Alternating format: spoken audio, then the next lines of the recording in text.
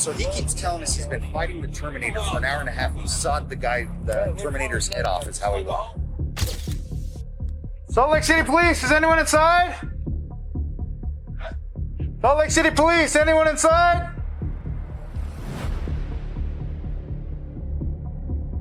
Open door left, bathroom. Shit. Okay, out. Somebody in there? Yeah, fuck. A bizarre set of circumstances would lead to police to make a horrific discovery. As the details of the case would unfold, things would become even more perplexing. Before revealing the details of this case, we would like to send our thoughts and condolences to the family and loved ones of Robert Leon Carter.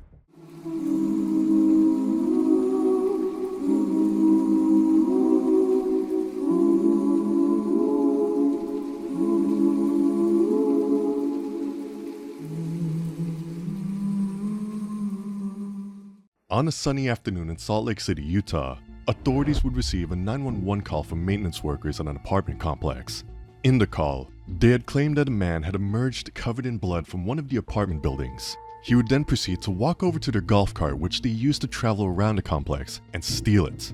The man was then observed traveling down a road, narrowly missing cars as he swerved in and out of traffic. Police would find the golf cart and pull the man over. This would mark the start of one of the most mind-bending cases these officers will ever see.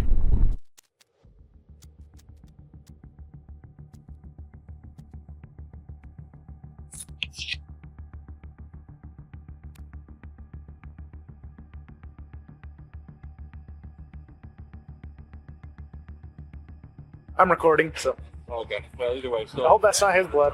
Or I mean, I hope that is his just blood. made a statement that he cut his dog's head off, and we dealt with him the other day, and he had a dog with him, so doesn't have one today. Well, So they're heading back over to Palmer Court. They're gonna let him in his apartment. where did that supposedly happen? At Palmer Court? At Palmer in his, I guess he has an apartment there. The man that police had just encountered was William Bradley. He had made some strange comments, so police decided that they had better check out his apartment. We're not 100% this is all his blood. So Is any of it his blood? well, he does have a stab wound in his leg.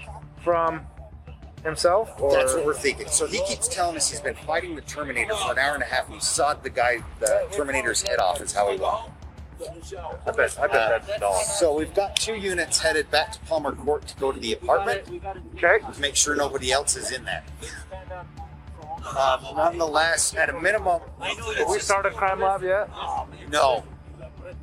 I'm on it. Yeah. Where's my dog? Get my dog. Get my dog. Like I say, depending on what all It's on his face. blood. Get my dog. Right now, get my dog and I'll go to the hospital. If not, you gotta fucking drag. No, then that'll be the option. Either you go with Where's my dog at? Get my We're dog. going to get your dog right now. Okay? Get my dog. Yeah. Okay? Let's not do it the hard way, alright? I don't want that. No. All right. I'll go home. Let's go. You can go home right after you talk with at the hospital, Okay. okay? Where's your truck? Our station's Well, right there. Oh, you just walked from the station? Yeah, Yeah, there. It's right here. It's easy to walk. That's probably true. Yeah. It's actually easier right Yeah. here. Well, you'd have to. Can you make that turn? Oh yeah. Oh, because your driveway's. Yeah. Oh yeah. Okay, William, we're just waiting for our ambulance, alright? When they get here, are you gonna be Oh, right here on his leg? Is that what you're talking? Yeah. Yeah, you're gonna have to hold off. Go to LDS. I got. So are you seeing, other than the leg, you see anything else? There's something on his nose. Based on how it's smeared, Yeah. it's just, it's all, I can see it's just all I'm really white. intrigued to see what's at the apartment, I hope it's a dog. right? I mean, I hope it's not.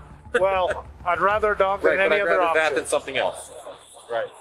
While officers and firefighters would wait for the ambulance to arrive for William, another sergeant would travel to his apartment building. When the ambulance did arrive, William would become more aggressive, threatening officers. He would make further claims that he had been in a fight with the Terminator and state the world was ending and the Mormons had better watch out. William would also make the claim to officers that his name was Billy Badass. He would eventually be restrained and loaded into the back of the ambulance where he was transported to the LDS hospital, accompanied by officers. At this time, the sergeant who had left to check on William's apartment would arrive at the location where he was greeted by the caretaker.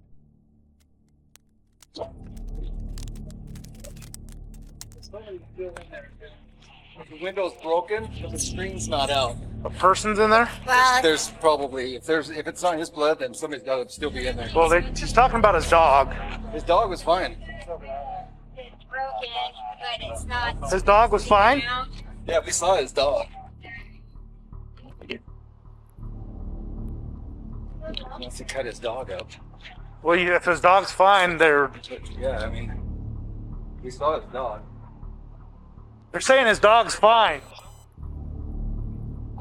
Unless all that blood came from his leg, but that's a lot of blood. So I looked at the backside, and the window is broken, Okay. but the screen's still there. So that's why I'm assuming that somebody's still in there. I tried the door, because I didn't know if you guys wanted me going in or not. Officers would notice blood drops leading down the stairs, a trail left behind by William as he hastily left the apartment. The trail would lead to where the golf cart was taken, which would also have blood left on it. The golf cart would be impounded, and the blood evidence was sent away to the crime lab. Police would now make entry into the apartment, where they would discover the body of a man in the bedroom. Salt Lake City Police, anyone inside?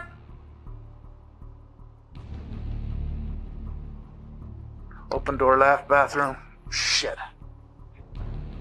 In a report filed by investigators, it would note that the victim was wearing a jacket and black denim pants. He would also have a scarf around his right arm, which when removed, would reveal a wound on his wrist. His face was visibly swollen and bruised, and his hands and knuckles had visible signs of lacerations, likely from defensive wounds as he was fighting for his life. On his left hand was a hospital bracelet with the name Robert Carter. A wallet found in his left back pocket with a Utah ID would confirm that the man found in the apartment was 58-year-old Robert Carter. Sadly, Robert was homeless and seemed to have no family or friends to notify of his death. He was in some ways a John Doe, unknown to the world. There's not even a known photo of him to exist apart from the crime scene photos, and he would be laid to rest completely alone, with the only information given in his obituary that he lived and he died. Back at the apartment, blood evidence was found extensively throughout many rooms and on many different items, and the crime lab would take samples of each and send them off for analysis. Meanwhile, over at the hospital, William would become more aggressive with the doctors trying to treat his injuries, kicking one of the doctors and other hospital staff, which led to police having to restrain him. He would be strapped to a hospital bed where he would be sedated and would fall asleep under the watchful eye of police. Blood tests done on William would show high amounts of methamphetamines in his system, and doctors would summarize that he had likely been awake for days.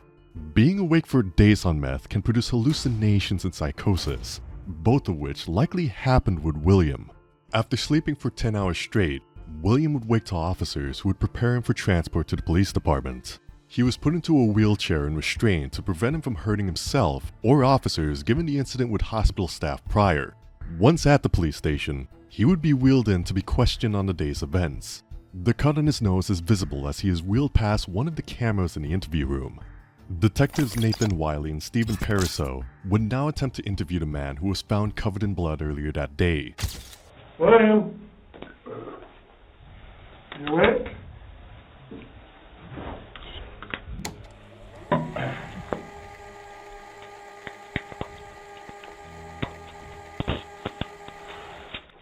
William, open your eyes for me, man. Hey, William. There you go.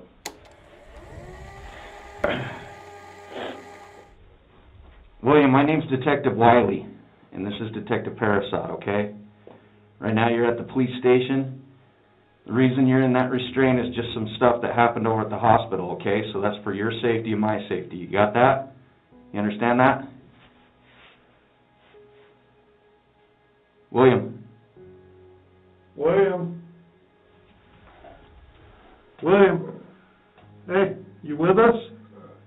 Huh? You with us, William? William?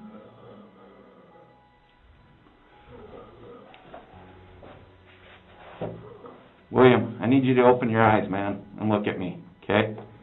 Open them up.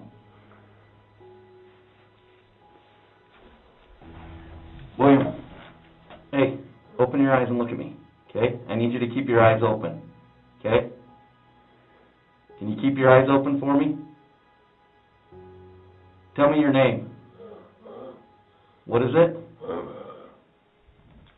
Say your first name for me. William? Do you go by any other name? Do you go by William, or does somebody call you something else? William. Hey, bro. You alright? Hey. You okay? You what? I didn't catch that. You wanted to go to bed? Okay, I understand that, but we need to talk to you, okay, to try to figure some things out, alright? So I just need you to stay awake for just a short period of time, okay? And then we can get you to where you need to go to bed. Does that sound like a plan? I want to get you to go to bed, but right now I need you to stay awake for just a little bit, okay? Okay, William? William. Hey. Hey, we need you to wake up. Wake up. Okay. Okay, I need you to keep your eyes open. You're closing your eyes again. Hey. You're gonna get mad at me, but I'm gonna keep waking you up, man. What? Open your eyes. Open your eyes. Hey!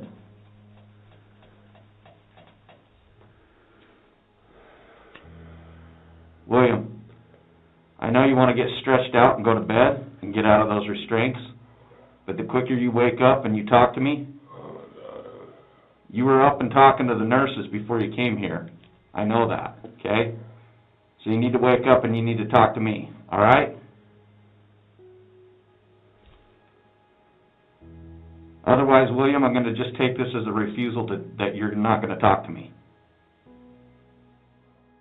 For the detectives trying to interview William, they seem to be getting nowhere. Before you can interview someone, you have to confirm who they are, either by name and date of birth, and also advise them of their Miranda rights. William appeared to be so sedated that he could barely stay awake, leading to any admissions or statements he made not being admissible in court. Hey! William! Wake up, man! We'd like to talk to you for a minute. We'd kind of like to hear your side of this story. William, what's your last name? Bradley? What's your date of birth? You gotta say it loud so I can hear you. I can't hear you. 7 what?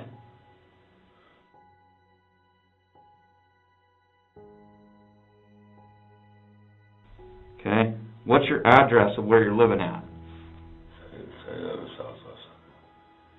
I didn't hear the south. I heard West Temple, but what's the south? Say it loud so I can hear you.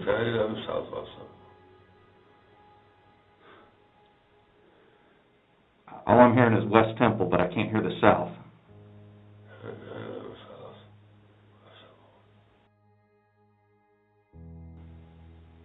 Alright, I'm done.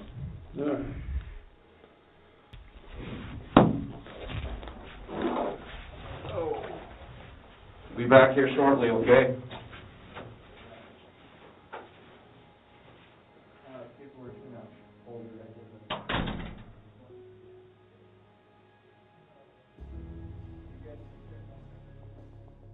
The interviewing detectives would try to get any information out of William, but with very little luck.